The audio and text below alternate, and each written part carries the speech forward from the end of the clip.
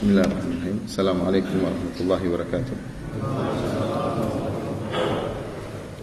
Innal hamdalillah nahmaduhu wa nasta'inuhu wa nastahdihi wa natubu ilayhi wa na'udzu billahi min shururi anfusina wa min sayyiati a'malina. May yahdihillahu fala mudilla lahu wa may yudlil fala hadiya lahu. Wa asyhadu an la ilaha illallah wahdahu la syarika lahu wa asyhadu anna Muhammadan 'abduhu wa rasuluhu la nabiyya ba'dahu. Ya ayyuhalladzina amanu taqullaha haqqa tuqatih wa la tamutunna illa wa antum muslimun.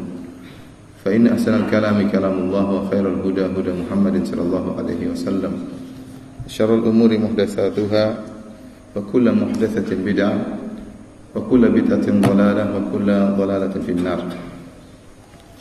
Para hadirin hadirat yang dirahmati oleh Allah Subhanahu wa taala, pada kesempatan yang berbahagia ini kita saling mengingatkan tentang pentingnya ikhlas kepada Allah Subhanahu wa taala dan mengingatkan akan bahayanya penyakit riya yang senantiasa mengintai untuk menghapuskan amalan ibadah kita. Sungguhnya kita tahu bersama bahwasanya meraih keikhlasan merupakan perkara yang sulit. Dan terlebih sulit lagi adalah senantiasa menjaga keikhlasan tersebut. Betapa sering riya mendatangi kita dalam model dan bentuk yang berbeda-beda. Oleh karenanya kita harus sering saling mengingatkan diri sendiri akan pentingnya ikhlas dan juga mengingatkan di antara kita akan bahayanya riya. Rasulullah sallallahu alaihi wasallam pernah bersabda, akhwafu ma akhafu alaikum asyirkul asghar. Yang paling aku khawatirkan menimpa kalian yaitu syirik kecil.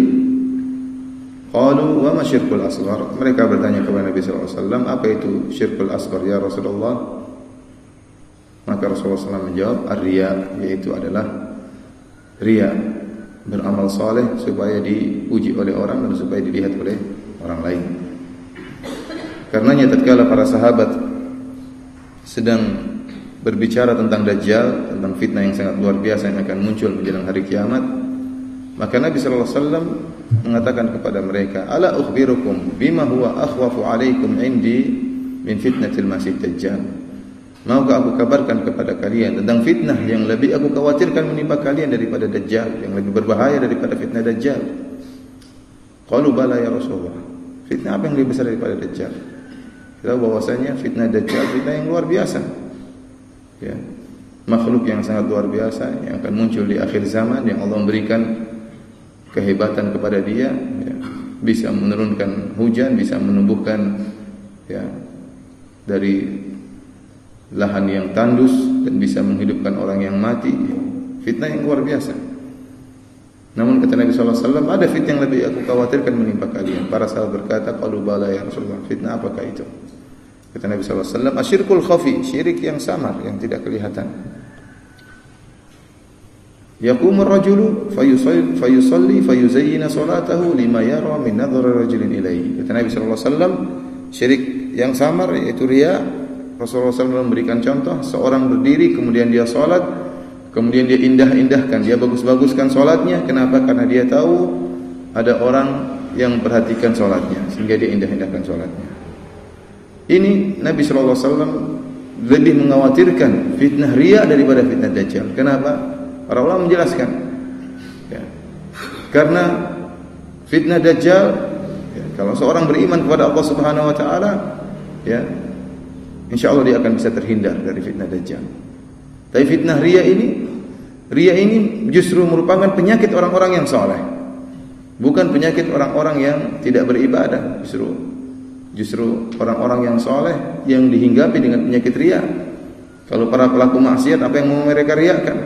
Peminum bir, ya, kemudian pezina, pencuri, apa yang mau mereka riakan?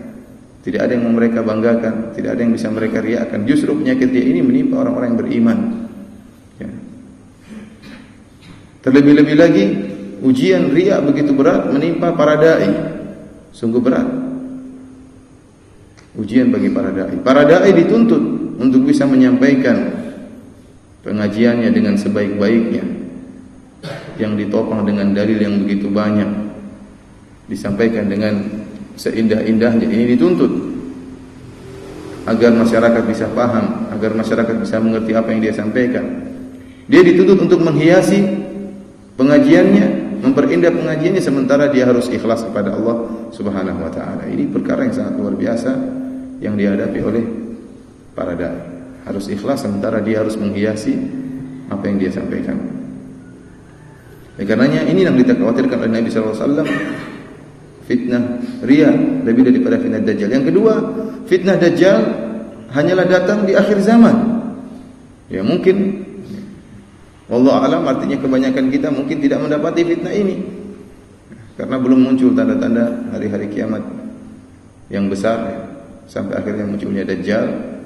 Akan tapi riya, penyakit riya senantiasa mengintai setiap saat. Ya. Oleh karenanya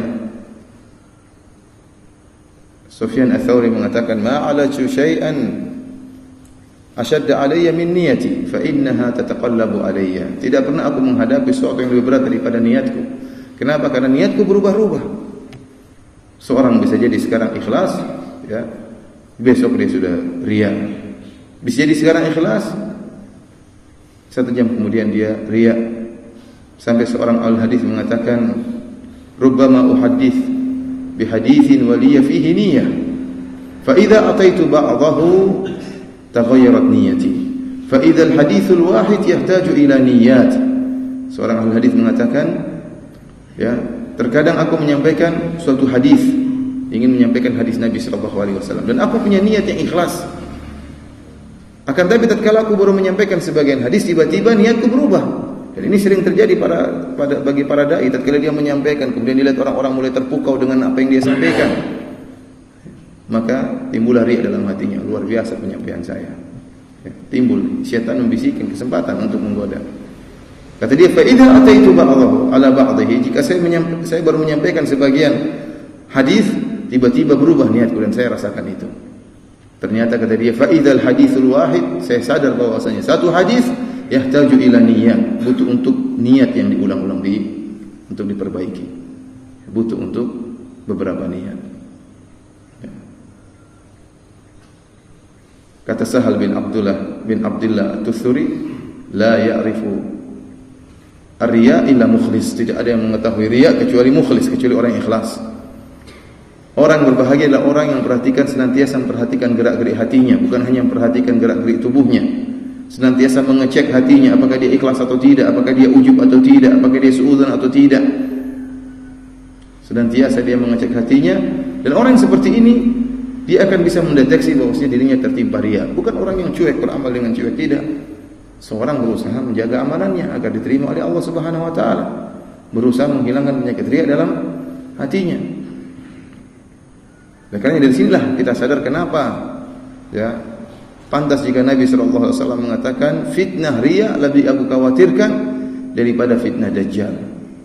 Terlebih-lebih lagi ikhwani fillah azanillahu wa iyyakum, yang menjadikan riya semakin berat, sering menimpa manusia karena sifat dasar manusia adalah ingin dipuji. Sifat dasar manusia adalah ingin apa? Dipuji. Siapa manusia, siapa yang tidak ingin dipuji? Bahkan Syekhul Islam Ibnu Taimiyah dalam Majmu' Fatawa menyebutkan, ya, hubur riasah, ingin menjadi pemimpin, ingin dihormati, ya, ingin dipuji oleh manusia, merupakan syahwat khafiyah. Kata ini syahwat yang tersembunyi. Sebagaimana orang makan buah, makan ikan, makan makanan, ada syahwatnya, syahwat untuk makan. Demikian juga ingin dipuji, ingin dihormati, ingin dinomor satukan juga syahwat, dan itu syahwat tersembunyi dalam hati-hati orang. Oleh karena riya itu juga syahwat. Seorang ingin melampiaskan syahwatnya agar dihormati, agar dinomorsatukan, didahulukan, agar dipuji oleh orang-orang. Dan ini syahwat yang sering menimpa orang-orang, terutama orang-orang yang memiliki kelebihan-kelebihan dalam masalah agama. Ikhwani fillah, akhwati fiddin, azanillahu wa iyyakum, lihatlah bagaimana seorang tatkala ingin meraih syahwatnya, ingin melampiaskan syahwatnya, ya, dia rela mengorbankan banyak sekali untuk bisa dihormati, untuk bisa dihargai, untuk bisa disanjung-sanjung. Seorang yang ingin jadi dai yang terkenal agar dihormati, luar biasa dia berkorban. Dia harus menghafal Quran dengan begitu sulitnya, harus betah untuk belajar di hadapan para ulama. Tapi niatnya rusak, niatnya ingin apa? Ingin dipuji, ingin dihormati, ingin mengalahkan Ustadz Fulan, ingin agar yang hadir di hadapan dia lebih banyak daripada yang hadir di depan Ustadz Fulan, sehingga dia pun berusaha ya setengah mati menghafal dalil. Kemudian ini usaha dia, mungkin dia kurang tidur, mungkin dia menghafal setengah mati, kurang makan demi untuk supaya canggih penyampaiannya. Ini syahwat, dia rela untuk demikian agar bisa terpenuhi syahwatnya. Bahkan seorang rela untuk mengorbankan yang terbaik yang ada pada dirinya, itu ruhnya, nyawanya dia rela. Betapa banyak orang-orang yang berjihad, dia rela mengorbankan nyawanya, tetapi bukan karena Allah Subhanahu wa taala, hanya sekedar untuk dipuji. Sesuatu yang paling berharga dalam dirinya dia rela. Sampai tatkala ada orang bertanya kepada Nabi sallallahu alaihi wasallam, "Ya Rasulullah, ar-rajul yuqatil liyura makanuhu." Ada seorang berjihad supaya diketahui kedudukannya. Ya. Kata Rasulullah sallallahu "Man qatala litakuna kalimatullahi ilal ulya fa huwa fi sabilillah." Ya, barang siapa yang berperang agar kalimat Allah yang tertinggi, maka dia yang di jalan Allah Subhanahu wa taala. Adapun yang berperang hamiyah, syaja'ah, ghadaban, seorang yang berperang hanya sekedar untuk membela sukunya, untuk menunjukkan kejantanannya, untuk karena kemarahannya, atau liyura makanuhu, agar diketahui kedudukannya, maka dia telah berjihad bukan karena Allah Subhanahu wa taala. Demikian juga orang yang berinfak, mengorban-korban. Dia rela berinfak miliaran terkadang agar dipuji oleh orang, agar disanjung oleh orang, dia rela.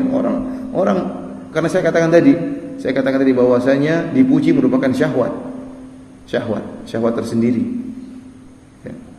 Ya. Yang lezat dia rasakan, sehingga dia rela berkorban agar bisa disanjung oleh orang lain. Dari sini ikhwani fillah sanallahu alaikum, kita sadar akan bahayanya riya. Tidak ada di antara kita yang merasa selamat dari penyakit riya.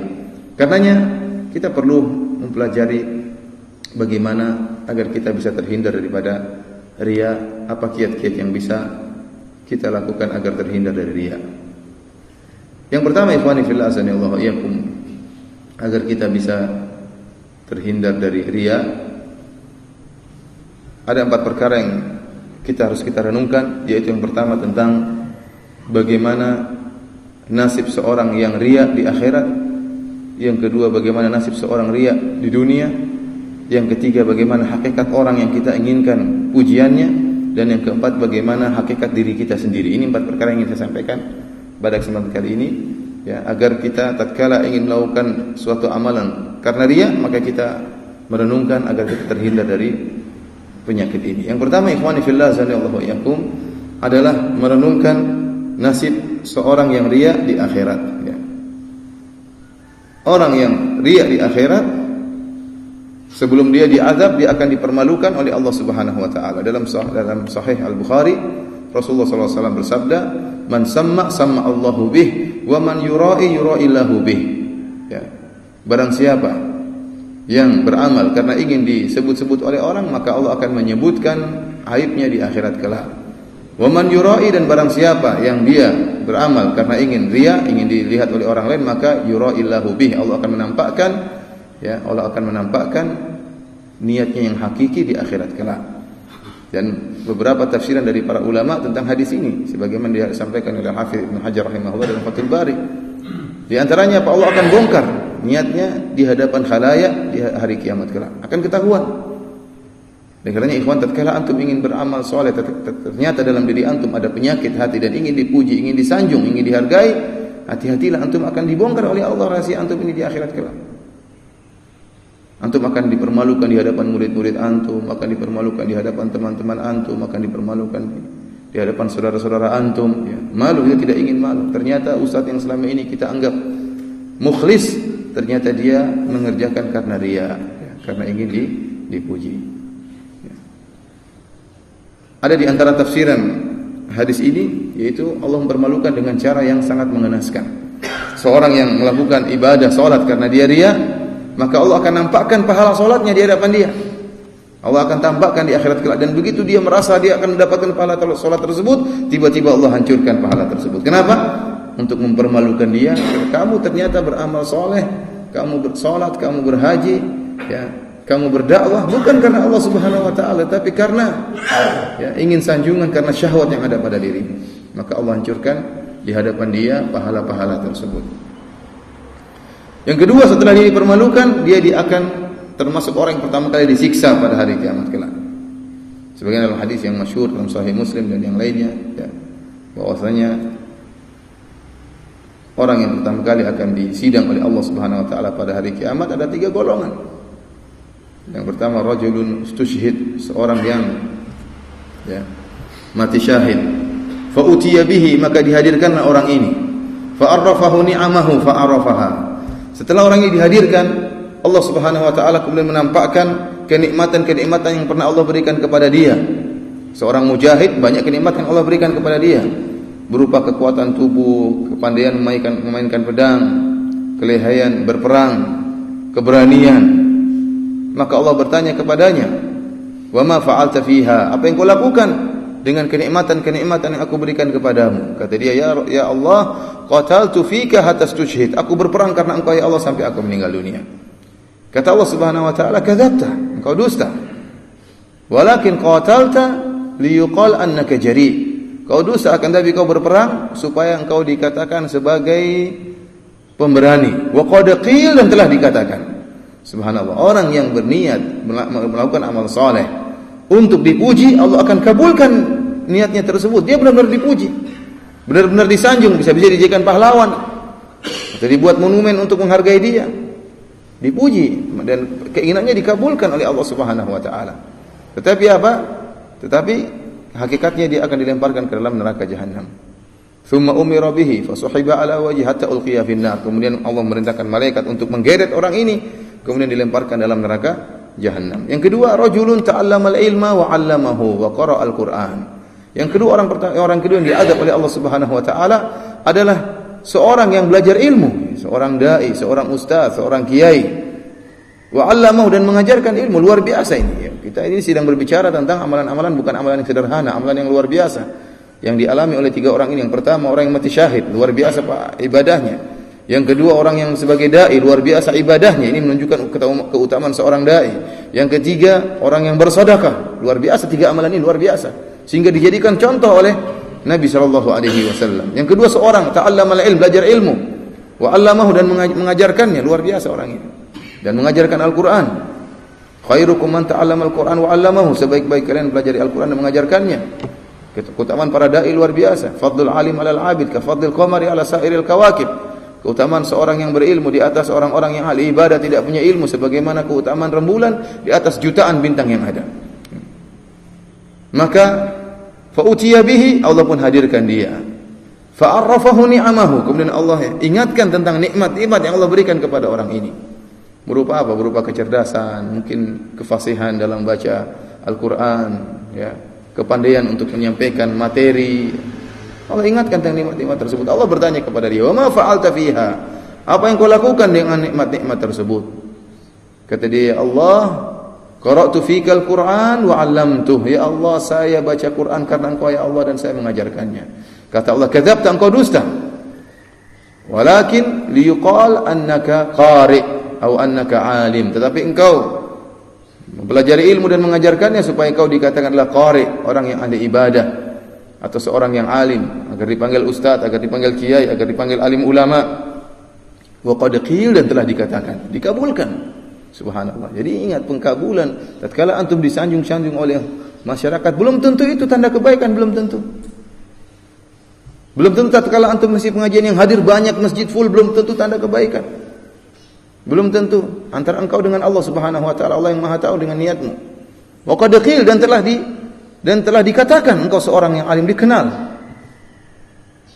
Allah Subhanahu wa taala mengatakan, "Man kana yuridul hayatad dunya wa zinataha nuwaffi ilaihim a'malahum fiha wa hum fiha la yubkhasun." Kata Allah Subhanahu wa taala, barang siapa yang beramal saleh, ingin mengharapkan dunia dan perhiasannya, maka Allah akan penuhi keinginannya tersebut dan tidak akan dikurangi di dunia ini.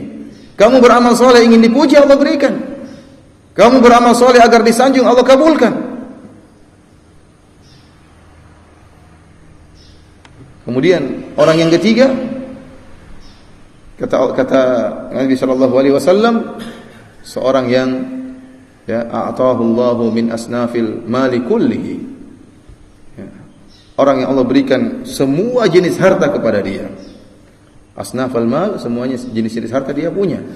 Dia ini orang kaya raya, semuanya dia miliki, mobil mewah dia miliki, istana mewah dia miliki, sawah ladang dia miliki, hotel dia miliki, semua dia miliki, semua model harta kata Nabi sallallahu alaihi wasallam dimiliki orang ini.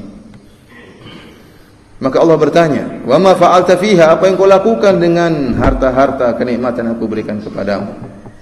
Kata dia, "Ya Allah, ma min sabilin tuhibbu an yunfaqa fiha illa anfaqtu fiha." Tidak ada satu jalan pun yang kau suka agar aku berinfak di jalan tersebut kecuali aku infakkan ya Allah. Artinya apa? Ada orang minta bantuan untuk bangun masjid, saya bantu ya Allah. Ingin bantu buat bangun pondok, saya bantu ya Allah.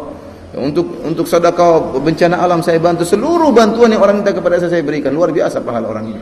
Dan pahala sungguh luar biasa kedudukan orang yang sebagai donatur muhsinin yang bersedekah di jalan Allah Subhanahu wa taala. Tetapi masalahnya sangat berbahaya, menjadi bumerang bagi dia kalau ternyata dia mengerjakannya bukan karena Allah Subhanahu wa taala. Maka Allah mengatakan, "Kadzabta, engkau dusta, tetapi engkau bersedekah liqal annaka jawad." Tetapi engkau bersedekah supaya engkau dikatakan jawad, orang yang dermawan. Wa qad qil, dan telah dikatakan, Allah kabulkan. Tsumma umira bihi fasuhiba ala wajhihi hatta ulqiya fin nar. Maka Allah pun merintahkan malaikat, kemudian menggeret orang ini di atas wajahnya sampai dilemparkan dalam neraka Jahannam. Muawiyah bin Abi Sufyan tatkala mendengar hadis ini langsung pingsan menangis. Ikhwani fillah azanillahu wa iyyakum. Sungguh betapa menderita orang yang riya di akhirat kelak, dipermalukan oleh Allah Subhanahu wa taala dan diazab oleh Allah Subhanahu wa taala.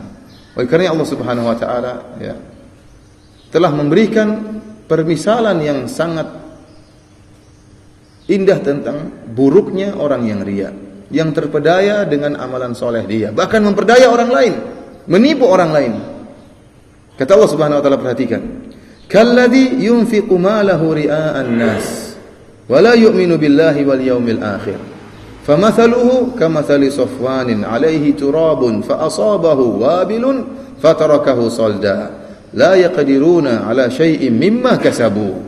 Kata Allah Subhanahu wa taala, seperti orang yang berinfak karena riya dan tidak beriman kepada hari akhirat.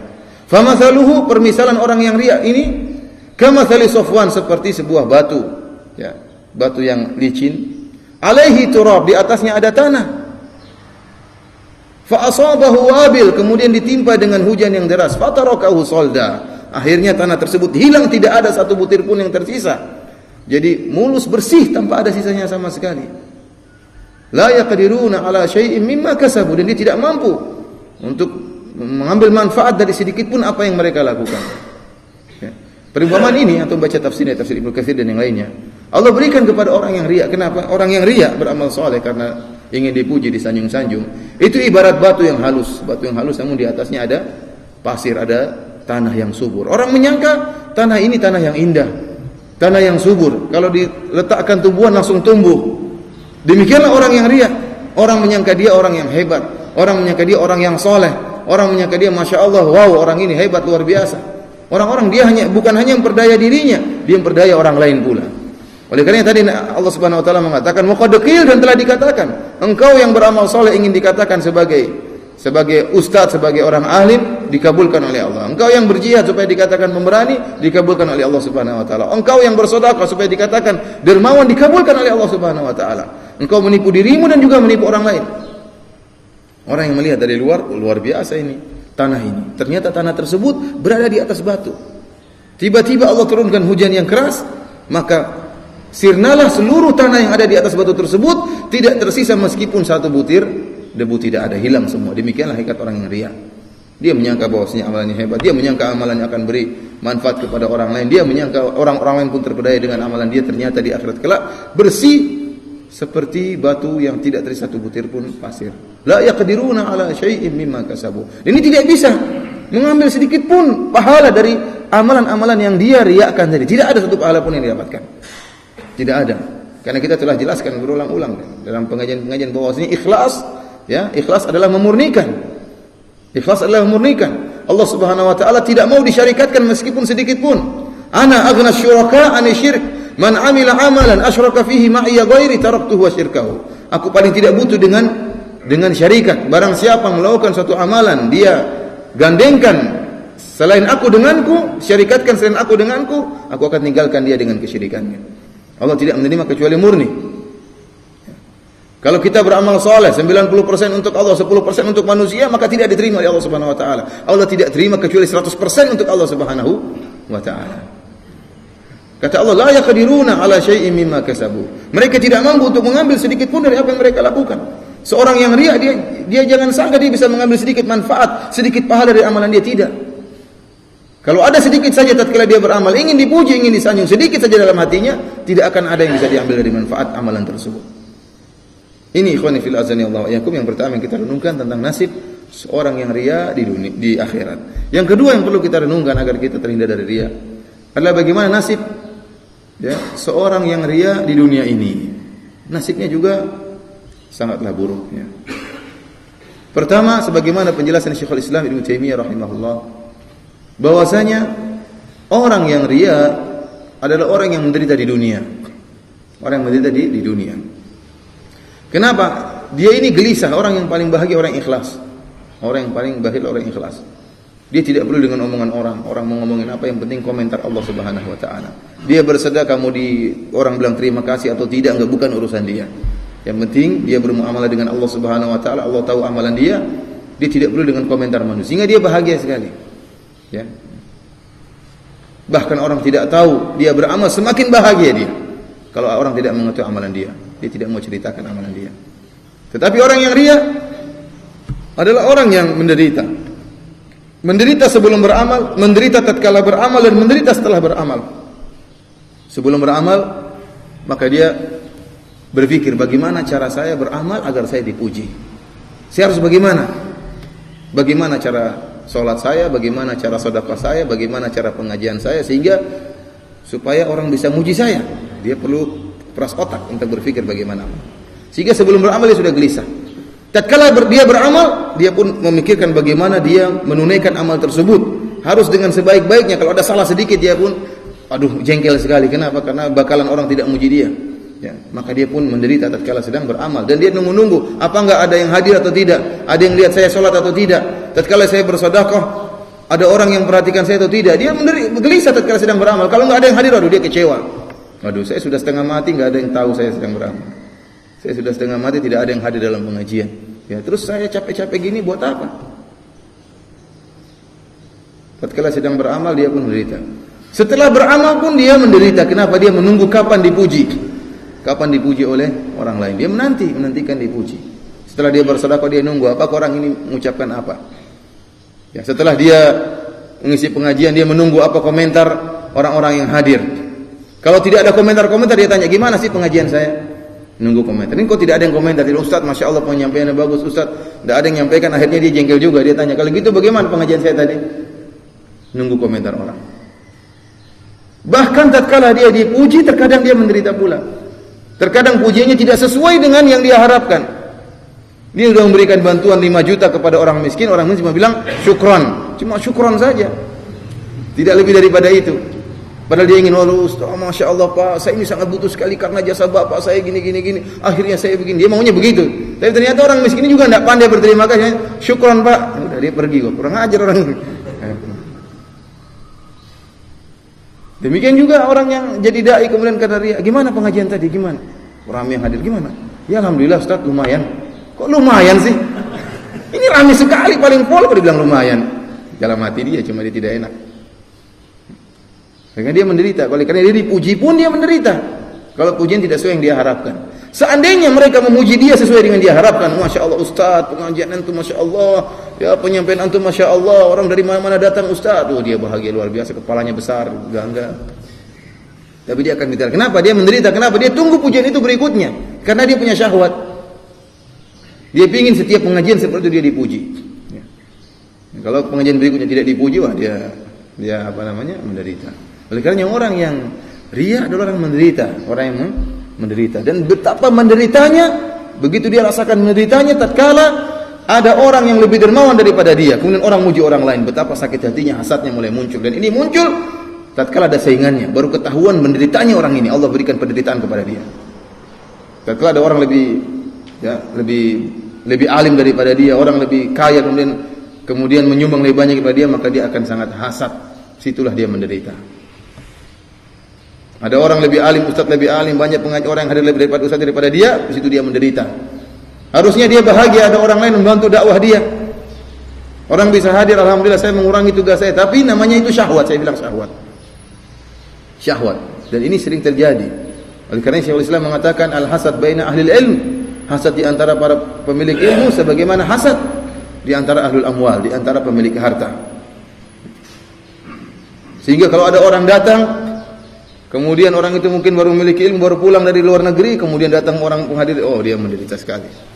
Dan itu benar-benar penderitaan orang yang riya.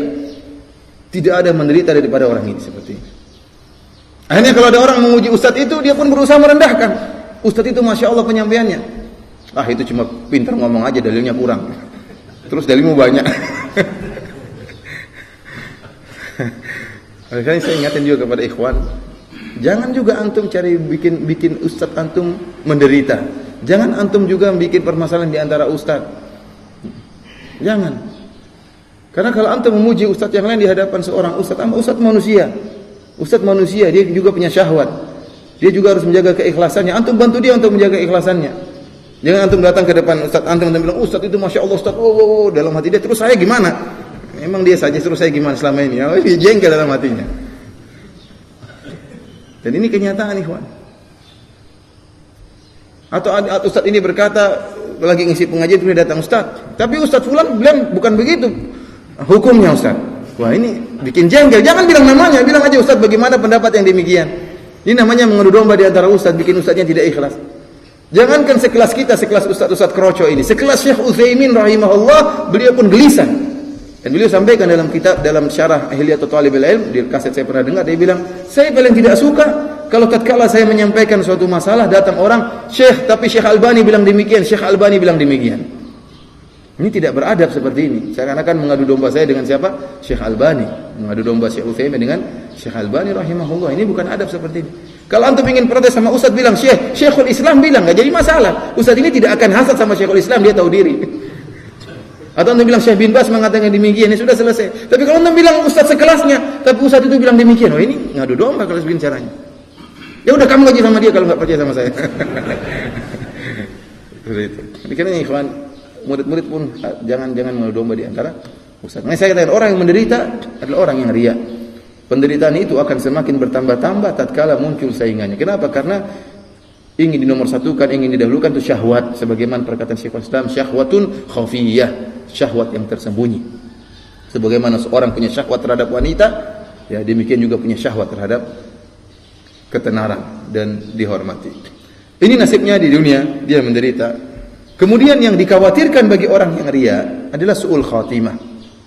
Adalah su'ul khatimah. Seorang salaf mengatakan, "Man talabal haditsa li ghairillahi mukira bihi." Barang siapa menuntut ilmu hadis bukan karena Allah, maka Allah akan buat makar sama dia. Lihat bagaimana penghujungnya akhirnya dia. Dalam satu hadis tatkala dalam perang Uhud, tatkala ada seorang yang berperang dengan hebatnya, ya. Tidak ada seorang kafir pun yang dia hadapi kecuali dia habisi, dia bunuh, hebat luar. Sampai seorang mengatakan tidak ada yang lebih hebat seperti dia. Seorang sahabat memuji orang ini, orang munafik ini. Maka kata Nabi sallallahu alaihi wasallam, tidak, huwa min ahlin nar, orang ini penghuni neraka. Orang ini penghuni neraka. Akhirnya diikutilah orang ini, bagaimana kok dikatakan penghuni neraka oleh Nabi sallallahu alaihi wasallam. Diikutilah terus. Hebat dia, luar biasa perangnya, dengan terkena tikaman, terkena sayatan, dia terus berperang. Luar biasa, sampai orang semua di hadapan dia tewas. Akhirnya tatkala begitu banyak tikaman dan sayatan di tubuhnya, dia tidak kuat merasakan rasa sakit tersebut, sehingga dia pun memberdirikan pedangnya, kemudian dia meletakkan tubuhnya, kemudian dia tikamkan dirinya agar meninggal karena tidak kuat menahan rasa sakit. Berarti dia mati dalam bunuh diri. Berarti ini mati apa? Su'ul khatimah. Maka dia pun mengakui benar Rasulullah sallallahu alaihi wasallam. Kemudian dia pun laporan kepada Nabi, sungguh benar perkataan dia telah meninggal dalam keadaan bunuh diri. Maka Nabi sallallahu alaihi wasallam mengatakan bahwasanya inna ahadakum la ya'malu bi amali ahli jannah fima yabdu linnas wa huwa min ahlin nar. Bisa jadi salah seorang di antara kalian melakukan suatu amalan penghuni surga yang nampak bagi manusia, padahal dia termasuk penduduk neraka jahanam. Ini orang-orang seperti ini yang dia ria, berusaha menipu manusia, berusaha menipu Allah Subhanahu wa taala dengan menampakkan amalan solehnya. Dikhawatirkan dia akan mendapatkan su'ul khatimah. Oleh karena para ulama menyebutkan tentang hadis Ibnu Mas'ud, "Inna ahadakum la yamalu bi amalil jannah hatta ma yakunu bainahu wa bainaha illa dhira' fa yasbiqu 'alaihi al-kitab fa ya'malu bi ahli an-nar fa yadkhuluha." Sungguhnya salah seorang di antara kalian melakukan amalan-amalan penduduk surga sampai jarak dia dengan surga hanya tinggal satu apa? Depa pasta. Satu hasta, ya. Kemudian telah didahului oleh catatan Alkitab, maka dia pun di akhir hayatnya melakukan amalan-amalan penduduk neraka, maka dia pun masuk neraka jahanam. Kata para ulama di antaranya, sebabnya karena dia punya penyakit tersembunyi dalam hatinya. Ya. Dia melakukan amal soleh tapi namun tidak ikhlas. Oleh karenanya akan nampak dampaknya di akhir hayatnya. Sehingga dia meninggal dalam keadaan su'ul khatimah. Oleh karenanya hati-hati ikhwan, jaga niat antum, berdoa kepada Allah Subhanahu wa taala agar senantiasa dikaruniai ikhlas kapanpun dan dimanapun. Ini yang kedua yang perlu kita renungkan. Yang ketiga, ikhwani fillah azanillahu wa iyyakum, yang perlu kita renungkan adalah tentang hakikat yang orang kita harapkan pujiannya. Sekarang antum beramal soleh ingin dipuji oleh orang, dipuji oleh bos, dipuji oleh bupati, dipuji oleh gubernur, oleh presiden, oleh ustadz atau yang lainnya. Dan bilang, siapa hakikat orang ini yang gitu? Ini manusia juga seperti kita, ngapain kita harapkan pujiannya? Ini manusia la yanfa' wa la yadhur, tidak memberi manfaat, tidak memberi mudarat. Ngapain antum harapkan pujian dari dia? Apalagi terlebih-lebih kebanyakan orang muji enggak kasih apa-apa. Muji masya Allah tapi enggak ada duit yang dia kasih. Buat apa juga? Kalau kasih duit masih mending ada manfaat sedikit, itu pun tidak boleh. Tapi enggak di duit juga enggak dikasih, apapun enggak dikasih, terus buat apa yang diharapkan pujiannya? Cuma bilang masya Allah itu saya pun bisa kalau seperti itu. Yang kedua, orang ini manusia yang ini. Siapa hakikat manusia? Manusia ini coba kalau dia lagi sakit. Ini yang antum harapkan pujian dia. Coba antum kalau dia lagi sakit, seperti anak kecil kesakitan di rumah sakit. Coba kalau antum mungkin badannya tegap, gagah perkasa, coba lagi sakit di rumah sakit seperti apa? Seperti anak kecil nangis-nangis. Kalau dia meninggal dunia, manusia yang antum harapkan pujian ini, makhluk yang antum harapkan pujian ini, sama seperti antum. Kalau dia meninggal dunia, kemudian tidak dikubur, akan menimbulkan bau yang sangat bau. Ini antum harapkan pujian dari makhluk yang seperti ini. Rugi sampai kalau antum kemudian sujud merendahkan jidat antum di tanah, kemudian antum hanya mengharapkan pujian dari makhluk yang model seperti ini. Kemudian tunggu, coba kalau antum ada masalah sama dia, lihat. Selama ini dia memuji antum berlebihan. Coba nanti kalau punya masalah sama dia akan menghabisi antum pun dengan berlebihan. Menjelek-jelekan antum pun berlebihan. Seperti gini model yang antum harapkan pujiannya, ya rugi. Oleh karena ikhwani fillah azanillahu wa iyyakum, ya, jangan terpedaya dengan pujian apa? Pujian manusia. Bagaimana lagi di akhirat Allah akan permalukan. Dalam hadis tadi yang saya sebutkan di awal pengajian, kata Nabi sallallahu alaihi wasallam, "Akhwafu ma akhafu alaikum asyirkul asghar." Dalam riwayat Ahmad, sungguhnya yang paling aku khawatirkan kepada kalian syirik kecil. Qalu wa masyirkul asghar, wahai Rasulullah, apa itu syirik kecil? Kata Nabi sallallahu alaihi wasallam, "Ar-riya." Yaqulu Allah azza wa jalla, kata Nabi sallallahu alaihi wasallam, syirik kecil adalah riya.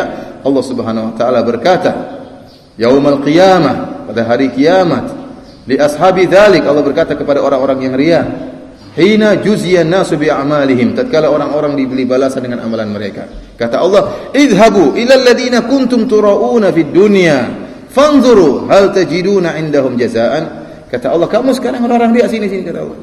Pergi sana cari pahala sama orang-orang dulu kamu harapkan pujian. Kamu dulu berdakwah, kamu dulu salat karena mengharapkan pujian sama fulan, ambil pahala dari dia. Kamu kan ingin pujian dia. Sekarang ambil pahala sama dia. Tidak ada.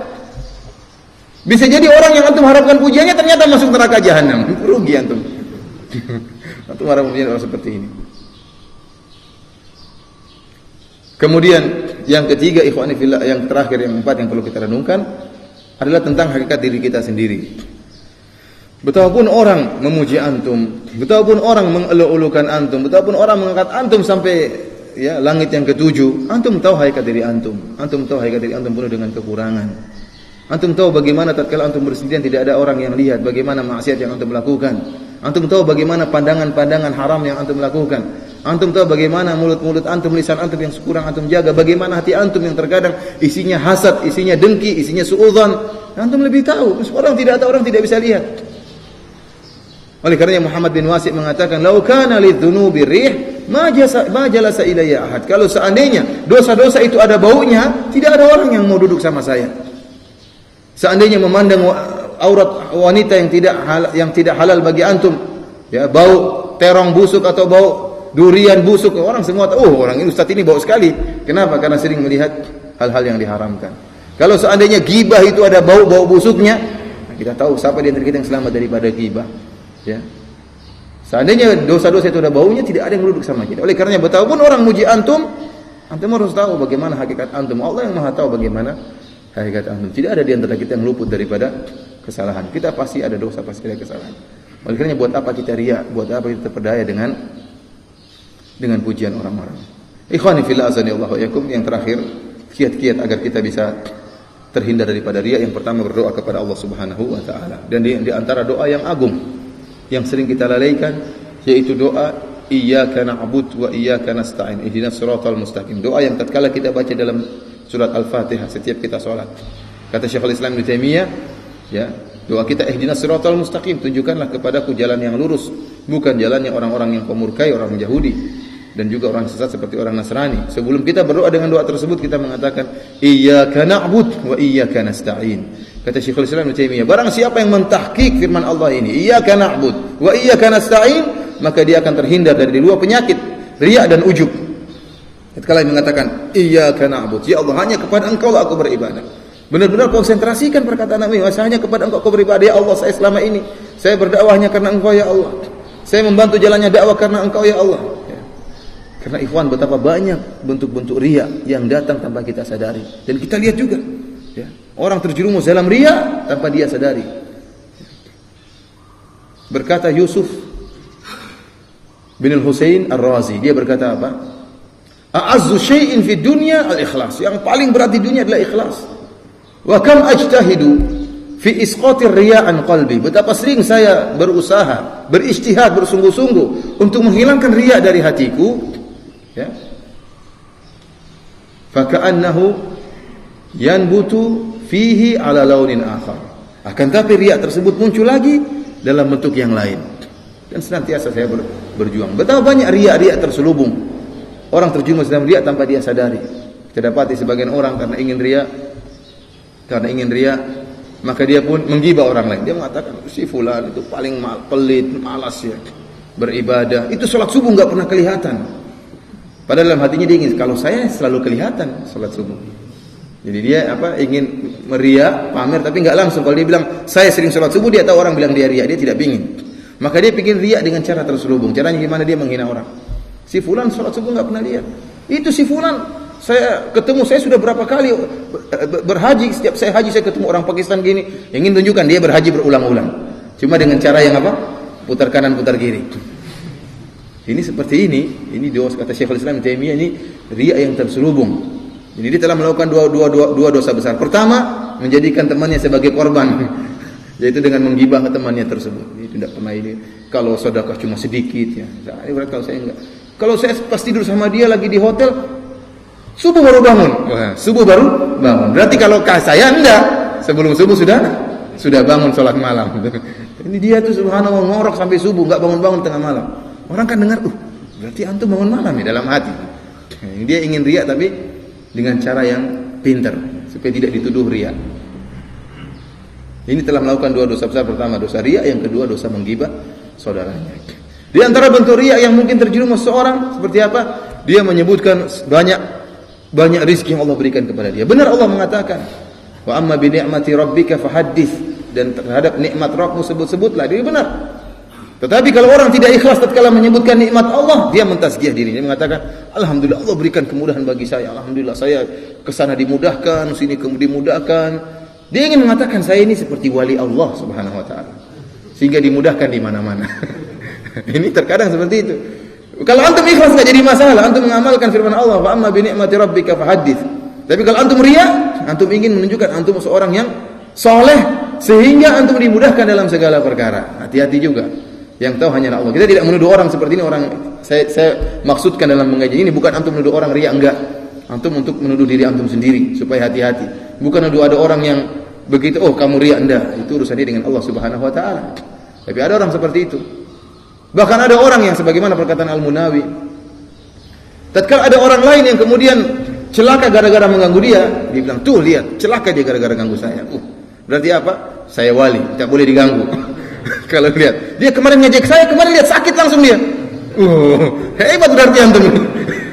Ini juga dia, ini ikhwan, hati-hati. Karena emang antum siapa? Oh, yang ganggu Nabi aja selamat, bahkan bisa masuk Islam, kata Al-Munawi. Yang dulu menjelek-jelekkan Nabi aja selamat, akhirnya masuk Islam. Yang ingin membunuh Nabi saja selamat, kemudian masuk Islam. Terus antum mengatakan siapa ada orang celaka gara-gara antum itu gara-gara saya, kualat sama saya. Subhanallah, ente siapa? Ya, tidak perlu bilang itu, sudah antum doain semoga dia selamat. Antum malah lihat dia celaka. Kemarin dia jelek-jelekin saya, lihat celaka. Allah kasih pelajaran bagi dia, karena saya hebat. Ini hati-hati juga bentuk riya. Di antara bentuk riya yang terselubung, muji-muji gurunya. Guru saya Masya Allah hebatnya, luar biasa, hafalannya luar biasa. Gini. Saya muridnya. Ngangkat guru untuk ngangkat apa? Murid fulan, murid senior, murid terbaik fulan. Saya belajar 10 tahun, saya belajar ya akhi, antum dapati murid dari Syekh bin Baz, enggak ada yang begitu. Enggak ada yang begitu. Akhi, antum malu, jangan permalukan Syekh, bilang saya muridnya si fulan. Antum modelnya kayak gini, mempermalukan Syekh saja seperti model ini. Jadi ngangkat Syekh dia supaya terangkat juga. Ini juga riya seperti ini.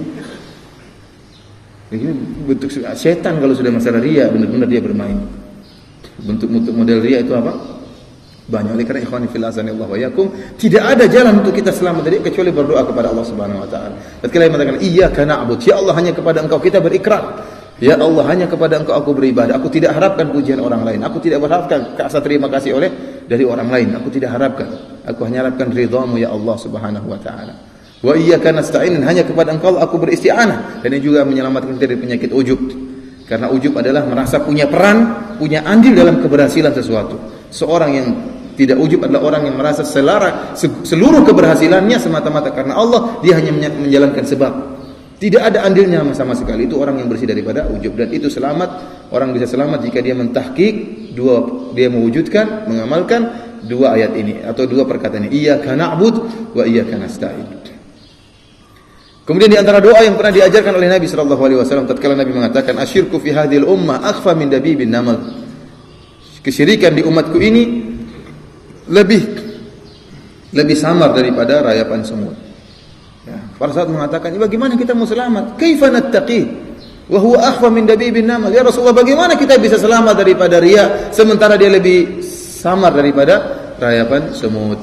Maka Nabi sallallahu alaihi wasallam pun mengajarkan doa, Allahumma inna na'udzubika min an nusyrika bika syai'an na'lamuhu wa nastaghfiruka lima la na'lamuhu. Ini doa yang harus kita hafalkan, kita baca dalam salat kita, dalam sujud kita. Karena siapa yang merasa hebat bisa selamat dari riya kalau bukan taufik dari Allah Subhanahu wa taala. Kemudian yang kedua, ikhwani fillah azanillahu wa iyyakum, ya. Tatkala orang memuji kita, ada doa yang kita ucapkan sebagaimana diucapkan oleh para sahabat. Kita tahu pujian itu luar biasa. Oleh karena Rasulullah SAW, ya, tatkala mendengar ada seorang memuji sahabatnya dengan berlebih-lebihan, kata Nabi SAW, qataltahu au qata'ta dhahrahu. Kata Nabi SAW, ahlaktahu au qata'ta dhahrahu. Kau telah membinasakan saudaramu dan kau telah mematahkan punggungnya. Ya, karena pujian itu luar biasa. Antum juga hati-hati, jangan muji saudara antum berlebihan. Antum tahu kalau dia mudah terkena riya, makan puji jangan antum puji. Kenapa? Karena seorang bisa jadi dia ikhlas, kemudian dia beramal soleh, tiba-tiba antum puji, ternyata saya. Dia pun jadi akhirnya jadi riya gara-gara pujian antum. Padahal sebelumnya dia tidak riya. Oleh karena Nabi sallallahu alaihi wasallam mengatakan, "Idza ra'aitumul maddahin fahthu ala wujuhihim turab." Kata Nabi sallallahu alaihi wasallam, kalau kau melihat orang-orang tukang puji, maka lemparkanlah pasir di wajahnya. Kalau ada orang puji-puji antum, Ustaz, antum Masya Allah, sebentar. Bagaimana Ustaz, saya mencari pasir? Buat apa? Sini, lempar wajahnya, biar dia tidak ngulangi lagi. Ya, karena siapa yang merasa aman ya? Antum merasa terus antum, Ustaz antum paling hebat. Kalau antum datang semuanya, ini bahaya seperti ini. Ini pujian-pujian yang berlebihan, bahaya seperti ini. Ustaz juga manusia, lemah, makan puji juga Ustaz itu. Sebagaimana yang lainnya. Oleh karenanya hati-hati. Kalau kita mendengar orang muji kita, maka kita ucapkan doa yang diucapkan oleh para sahabat. Allahumma la tu'akhidhni bima yaqulun waghfir li ma la ya'lamun waj'alni khairan mimma yadhunnun. Ya Allah, jangan kau azab aku karena perkataan mereka, ya Allah. Dan ampunilah aku karena ketidaktahuan mereka. Kalau mereka tahu keburukanku, mereka tidak akan puji aku. Waj'alni khairan mimma yadhunnun, dan jadikanlah lebih baik daripada persangkaan mereka. Sebagian masyayikh mengatakan, seperti Syekh Shalih Al-Syekh mengatakan, doa ini diucapkan dengan suara yang terdengar, agar yang mendengar itu tahu bahwasanya kita ini bukan siapa-siapa, sehingga kita mengatakan, ya Allah, jangan kau azab aku atas perkataan mereka, ya Allah. Dan ampunilah aku atas apa yang mereka tidak ketahui, dan jadikan aku lebih baik daripada yang mereka persangkakan. Yang jadi masalah kita ucapkan doa itu, yang muji nggak tahu bahasa Arab. Kita ngomong juga jadi apa, Ustaz ngomong apa ini? Tapi kalau dia ngerti bahasa Arab, dia akan sadar, benar. Dia ingat, jadi mengingatkan dirinya dan mengingatkan juga yang memuji. Sungguhnya kau puji karena tidak tahu hakikat diriku. Dan saya khawatir Allah mengazabku karena perkataanmu. Sebenarnya kalau dia tahu bahasa Arab, dia akan ngerti. Tapi karena tidak tahu bahasa Arab. Karenanya tidak mungkin selamat kecuali pertama dengan berdoa kepada Allah agar dianugerahkan ikhlas dan dijauhkan dari riya. Yang kedua, latih diri untuk tidak menceritakan amalan. Berusaha sembunyikan amalan. Tidak usah cerita-cerita. Ya, latih diri. Karena kita punya, setan selalu menggelitik hati kita untuk menceritakan amalan kita. Apa saja, apakah sedekah, apakah dakwah. Saya dakwah di sana ya, begini-begini. Saya dakwah di sana, yang ada gini-gini. Saya sampai masuk di lorong-lorong, sampai masuk di tengah hutan berdakwah ya. Terus ngapain kamu ke sana? Terus ngapain cerita gitu? Buat apa cerita begitu? Buat apa? Alhamdulillah, terkadang dengan label dakwah, alhamdulillah dakwah sudah tersebar. Waktu saya di sini ramai sekali. Padahal dia ingin menyatakan karena saya yang datang makanya ramai. Kalau ustaz yang lain enggak. Dia ingin memuji tapi dengan topeng apa? Keberhasilan dakwah, tersebarnya dakwah. Padahal dia mungkin tidak ada, bukan karena dia. Karena mungkin karena radio, kalau mungkin karena televisi. Kalau dia dakwah enggak ada yang mau dengar dia. Tapi karena dia sengaja muncul di radio atau muncul di mana sehingga dia terkenal. Ya. Kalau seandainya bukan karena jasa ya radio tersebut dengan izin Allah Subhanahu wa taala, mungkin dia tidak dikenal. Oleh karenanya hati-hati ikhwani fillah, berusaha menyembunyikan amalan soleh. Kata Salamah bin Dinar, uktum min hasanatik kama taktum min sayyiatik. Sembunyikanlah kebaikanmu sebagaimana kamu menyembunyikan keburukanmu. Kemudian jangan lupa di antara hal yang memudahkan kita untuk ikhlas adalah salat malam. Ini yang sangat penting, salat malam. Fa innahu da'bus salihin min qablikum. Kata Nabi sallallahu alaihi wasallam, salat malam merupakan kebiasaan orang-orang saleh sebelum kalian.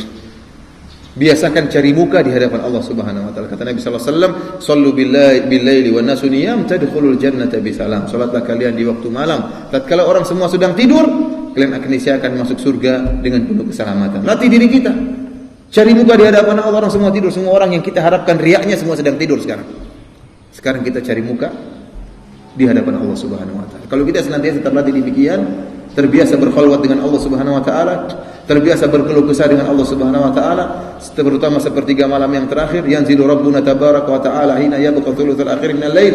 Sungguhnya Allah turun di langit dunia tatkala tinggal sepertiga malam yang terakhir, dan Allah berkata, hal min mustaghfirin fa'ghfirullah, apakah ada hamba-hambaku yang beristighfar akan aku ampuni? Hal min sa'ilin fa'utiya su'la, apakah ada hambaku yang meminta akan aku kabulkan permintaannya? Bangunlah antum, istighfarlah dan mintalah kepada Allah. Biasakan diri mencari muka di hadapan Allah, maka aku tidak akan butuh dengan pujian orang lain. Itu urusan orang lain. Urusan saya dengan Allah Subhanahu wa taala. Kalau kita sering melatih demikian, mudah-mudahan kita dimudahkan untuk ikhlas dan dijauhkan dari riya. Demikianlah para hadirin dan hadirat yang dirahmati Allah Subhanahu wa taala.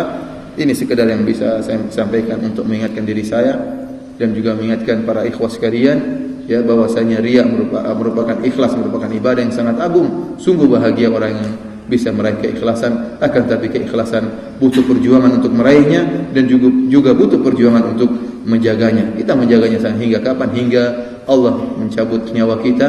Harus senantiasa kita bergeliat atau berjuang, berjihad melawan penyakit riya, agar kita terhindar agar kita selamat di dunia dan di akhirat. Allah taala alam bisawab.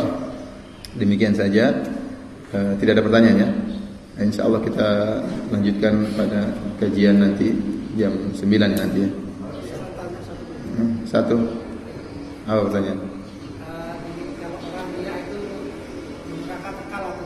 Oh enggak, kalau orang riya itu dosa kecil, syirik kecil.